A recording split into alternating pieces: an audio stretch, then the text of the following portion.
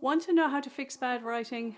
Every author has a cringe-worthy draft somewhere. A half-finished novel gathering dust. A storyline that makes you wince. You're not alone. In fact, if you care enough to ask that your writing sucks, that's actually a very good sign. You wouldn't be human if your writing didn't need work. I am here to help you fix those writing mistakes. If any of these hit close to home, don't panic, because the only way is up. Here are 7 signs that your writing isn't hitting the mark, and more importantly, some effective writing tips and tricks on how to fix it. Number 1, you're boring yourself.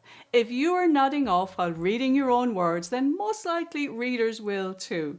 Your passion for your story should seep through your words. If you're not lit up by what you're writing, it'll fall flat. How to fix bad writing. Write about something that really gets under your skin. Use active verbs. Drop in some real emotion. Remember, you are your first reader. When I get stuck, I imagine that I'm reading the book for the very first time.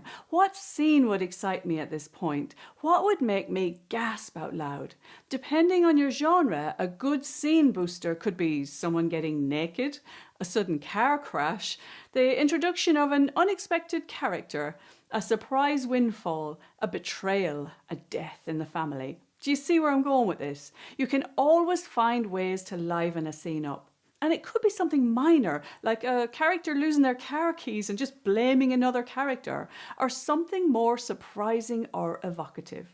When it comes to writing fast-paced books, conflict is key. Number 2, your sentences sound like a textbook. When it comes to genre fiction, formal, stiff, overcomplicated language is the fastest way to lose a reader who just wants to be entertained. Writing isn't about sounding clever. It's about drawing your reader in so deep into the story that they feel like they're part of it. The last thing you want is for your reader to have to stop to look up a word. How to fix textbook writing. Read your writing out loud. Does it sound natural to you? If not, rewrite it until it does. Aim for rhythm and flow, like you're telling a really great story rather than teaching through text.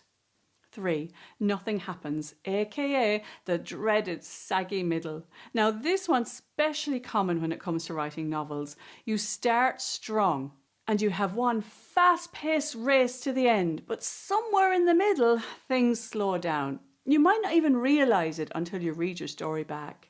If your characters are just sitting around thinking or talking for pages and pages, readers will drift. Story is action. We want them to keep turning that page. How to fix the saggy middle. This can be solved by plotting your book. Now, I get it, if you're not a plotter, the middle of a book is a great place to throw a grenade into the story and come up with a great plot twist. Not that sort of story? Well, raise the stakes instead. Make sure that something is always at risk. Keep your characters moving, choosing, reacting. Each scene should have a purpose. 4, your characters all sound the same. If every character talks like you have got a problem. Readers should be able to guess who's speaking without always seeing the name tag. How to fix bad dialogue. Give each character their own distinctive voice, their own rhythm, their own slang, their quirks. Listen to how real people talk and let that colour your dialogue.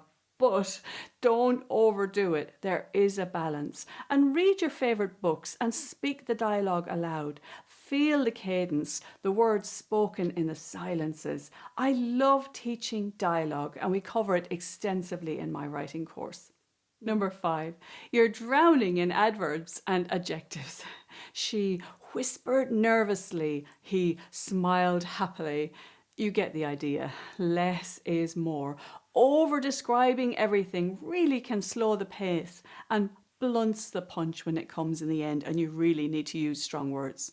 How to fix the overuse of adverbs and adjectives. Show emotion through action. Instead of saying someone was nervous, relay a slight shake in their hands. Let the reader feel it rather than spelling everything out. 6, you're not sure what your point is. If you're rambling or circling around a topic without really landing in it, your reader will feel just as lost. So how to fix lackluster writing? Well, before you write, ask yourself, what's the takeaway of this? What is the purpose of this piece, scene, or dialogue? Then write towards that. 7. You don't self-edit. Okay, first drafts are supposed to be messy. Editing is where the real magic lies. You're missing out if you don't spend a considerable amount of time working on your first draft. I self-edit all my first draft at least 3 times before it goes to my publisher, who will put it through many more rounds. How to edit your first draft. Firstly, give yourself space between writing and editing, then read it with fresh eyes. Better yet, read it out loud. Tighten, cut, rearrange. Editing is where good writing becomes great.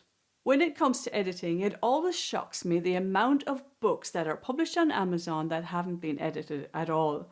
And not only are books going out with spelling errors and grammar errors and formatting errors, some books have been caught with big chunks of AI written words, asking would they like to move on to the next scene.